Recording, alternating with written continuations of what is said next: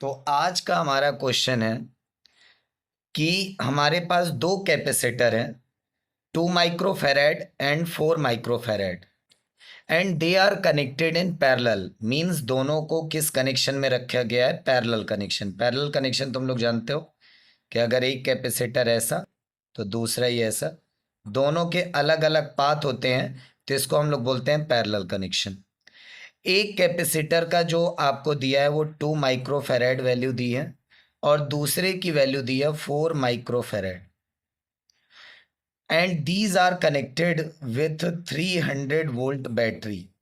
300 volt battery के साथ इसको कनेक्ट किया गया। Question is the charge drawn from the battery is.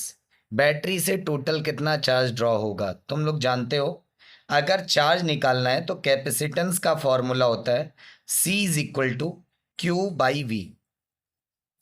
क्या फॉर्मूला होता है? C is equal to Q by V. यहां से C कौन सा होना चाहिए? इन दोनों का टोटल।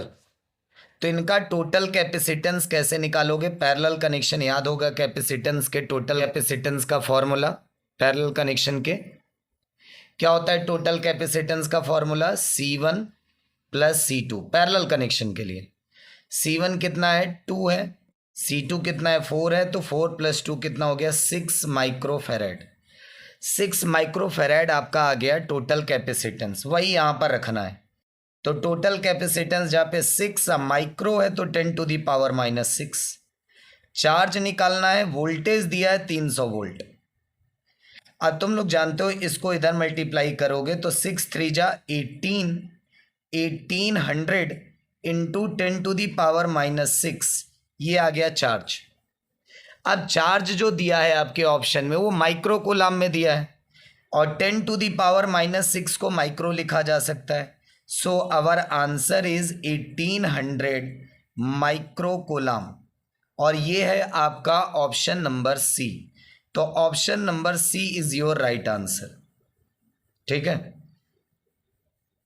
तो अब हम लोग चलते हैं अपने नेक्स्ट क्वेश्चन पे। नेक्स्ट क्वेश्चन फिर से आपके स्क्रीन पे आ गया है। ये क्वेश्चन है हमारा कि हमारे पास एक कैपेसिटर है, पैरेलल प्लेट कैपेसिटर, और जिसमें कुछ डाइइलेक्ट्रिक है और जिसका कैपेसिटेंस C है। उसके बाद कह रहे हैं कि अगर इस कैपेसिटर का पूरा जो, जैसे मान लो ये पैरेलल प्लेट कैपेसिटर, इसका पहले जब इसमें डाइइलेक्ट्रिक मीडियम फिल था तो कैपेसिटेंस C दिया था। अब कह रहे हैं कि अगर हम इस पूरे कैपेसिटर को हम कंडक्टर से फिल कर दें, ठीक है, मेटल से, कंडक्टर मींस मेटल से फिल कर दें। मेटल तुम लोग जानते हो कंडक्टर होते हैं, सारे मेटल कंडक्टर होते हैं। तो पूछ रहे हैं कैपेसिटेंस में क्या असर पड़ेगा, क्या होगा नया कैपेसिटेंस। तो तुम लोग जान लो कि किसी भी पैरेलल प्लेट कैपेसिटर का कैपेसिटेंस जब उसमें मेटल होता है, अंदर क्या होता है? मेटल। मान लेते हैं कि इसकी थिकनेस है टी थिकनेस में भरा है। तो अगर टी थिकनेस में मेटल है कैपेसिटर के अंदर, देखो तुम लोग जो फॉर्मूला पढ़े थे टी थिकनेस के लिए कैपेसिटेंस का फॉर्मूला, वो तुम लोग पढ़े थे epsilon not a divided by T minus T plus T upon के। ये कब पढ़े थे? जब डाइइलेक्ट्रिक होता है। जब डाइइलेक्ट्रिक होगा तब तुम लोग ये फॉर्मूला पढ़े थे कैपेसिटेंस का। थोड़ा सा वीडियो को सही करते हैं। अब ठीक है। तो जब डाइइलेक्ट्रिक था तो डाइइलेक्ट्रिक के लिए कैपेसिटेंस का ये फॉर्मूला तुम लोग पढ़े। पर अगर मेटल अंदर लगा हो तो कैपेसिटेंस का क्या फॉर्मूला होगा? तो ये सब लोग नोट कर लो इसको, epsilon not a divided by D, ये तो रहेगा ही, साथ में T upon T minus T, ये होगा D upon D minus T. T तो जानते हो ना कितने थिकनेस के लिए भरा है। अच्छा सिंपल बात है, अगर मान लो ये फॉर्मूला कोई याद ना करना चाहो तो तुम लोग जान लेना कि जब मेटल लगाते हो तो मेटल एक होता है कंडक्टर, और कंडक्टर के अंदर तुम लोग जानते हो चार्ज रुकते नहीं बल्कि फ्लो करते हैं। तो कंडक्टर के अंदर तुम लोग को मैं बताया हूं कि इलेक्ट्रिक फील्ड होती है जीरो। इलेक्ट्रिक फील्ड क्या होगी? जीरो। तो इलेक्ट्रिक फील्ड जीरो होगी, तो इसी वजह से ये फॉर्मूला ऐसा फॉर्म लेता है और चेंज हो जाता है। अब यहां से तुम लोग जानते हो मेटल पूरे में भरा है। मेटल अगर पूरे में भरा है तो ये थिकनेस भी टी जो है ये किसके बराबर होगा? डी के बराबर। टी किसके बराबर होगा? डी के बराबर होगा। तो अगर मैं टी की जगह पर डी रखूं तो देखो डी माइनस डी क्या हो जाएगा? जीरो। और एनीथिंग अपॉन जीरो आंसर क्या आएगा? इनफाइनाइट। आंसर क्या आएगा? इनफाइनाइट। भाई किसी भी चीज के अपॉन में अगर जीरो होता है तो आंसर क्या आता है? इनफाइनाइट। इनफाइनाइट। एक तरीके से और इसको कर सकते हो, तुम लोग जानते हो सी का फॉर्मूला होता है Q अपॉन वी, और V का फॉर्मूला होता है E इंटू डी।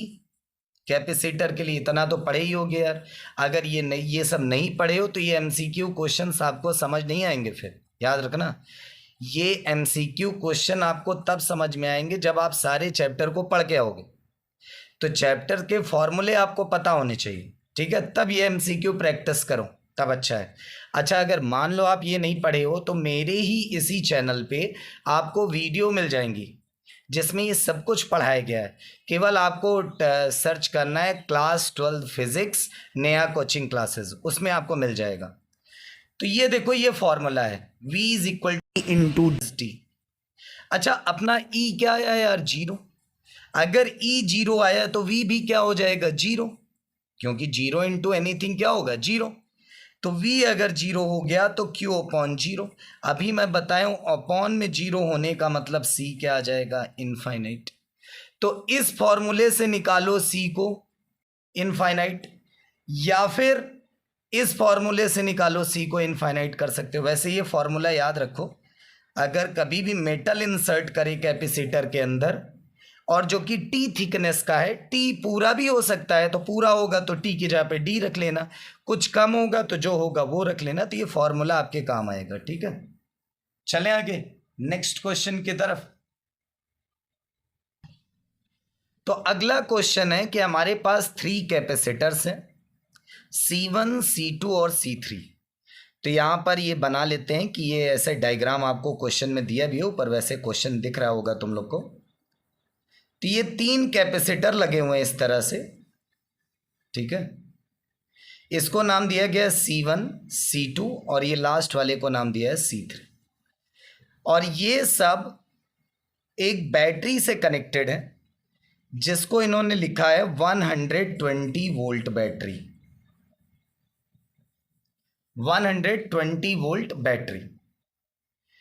अब आपसे C1, C2, C3 की वैल्यू दिया है सब।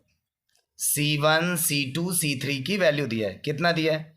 C1 इज इक्वल टू दिया है 10 माइक्रोफेरेड। C2 की वैल्यू दिया है आपको 20 माइक्रोफेरेड और C3 की वैल्यू दिया है 15 माइक्रोफेरेड। ये वैल्यूज दी हैं। अब हमसे क्या पूछा है? इस C3 के अक्रॉस कितना पोटेंशियल डिफरेंस होगा, ये हमसे पूछा है। तो तुम लोग जानते हो कि अगर हम लोग इसको सॉल्व करें तो पहले ये दोनों कैसे हैं? पैरेलल।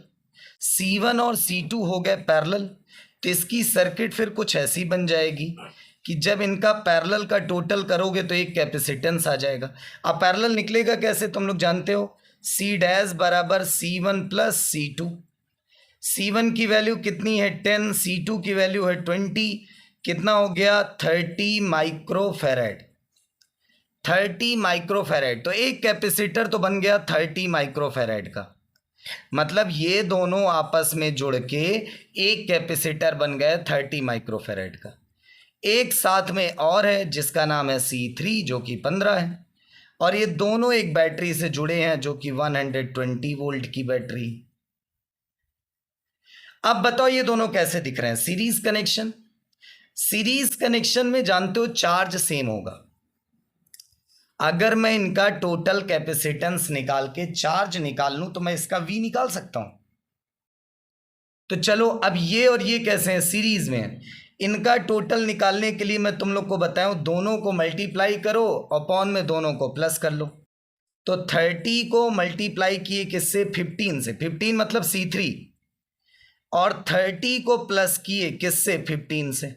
अच्छा मान लो तुम लोग को ये वाला फॉर्मूला ना पता हो तो तुम लोग ये वाला भी लगा सकते हो जो तुम लोग पढ़े थे कि फॉर्मूला क्या पढ़े थे कि 1/C total is equal to 1/C1 plus 1/C2। इस वाले से भी करके निकाल सकते हो, आंसर वही आएगा, ये मेरी गारंटी है। ठीक है, तो आगे चलते हैं हम लोग। इसको सॉल्व करोगे, देखो नीचे हो जाएगा 45 और ऊपर 30 इंटू 15 पड़ा रहने दो यार। इससे क्या होगा, देखो 15 3 जा 45 और 3 10 जा 30। तो मतलब सी टोटल अपने आप को क्या मिल गया, टोटल 10 माइक्रोफेरेड, 10 माइक्रोफेरेड। अब इसके अक्रॉस हमें निकालना है V3। इसके अक्रॉस क्या निकालना है, V3 तुम लोग जानते हो कैपेसिटेंस का फॉर्मूला होता है C is equal to Q/V, पढ़े हो। अब V निकालना है तो Q/C हो गया यार, V निकालना है तो क्या हो जाएगा, Q/C। और टोटल कैपेसिटेंस हम लोग 10 माइक्रोफेराइड निकाले हैं। तो अगर इसकी मदद से हम लोग टोटल चार्ज निकाल लें, टोटल चार्ज देखो कैसे निकालोगे, total capacitance, total charge, total voltage. Total capacitance 10 microfarad 10 to the power -6 micro था, इसलिए चार्ज को वही है, V की जगह पर 120। तो ये देखो Q बराबर आ गया 1200 into 10 to the power -6 coulomb. अब यही चार्ज यहां उठा के रख दो, यहां C3 रहेगा, याद रखना, क्योंकि हम केवल 3 वाले का निकाल रहे हैं। चार्ज तो सब में सेम होगा, अभी मैं बताया चार्ज सब में सेम होगा, सीरीज कनेक्शन में चार्ज सेम होता है, इसलिए चार्ज को मैं क्यों लिखा हूं, V3 है इसलिए C3 है। चार्ज की जगह पर यही 1200 इंटू 10 टू दी पावर -6।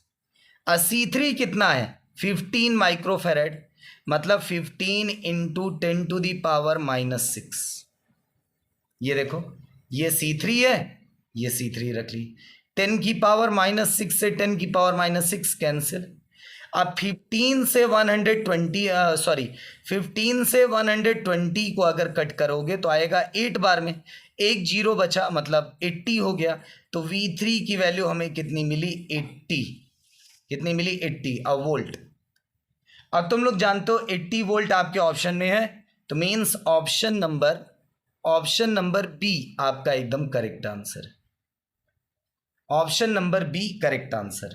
ठीक है, देखो मैं थोड़ा रफली कर रहा हूं यहां पर, ठीक है, मैं केवल तुम लोग को समझाना चाहता हूं कि ऐसे सॉल्यूशंस होंगे कैसे।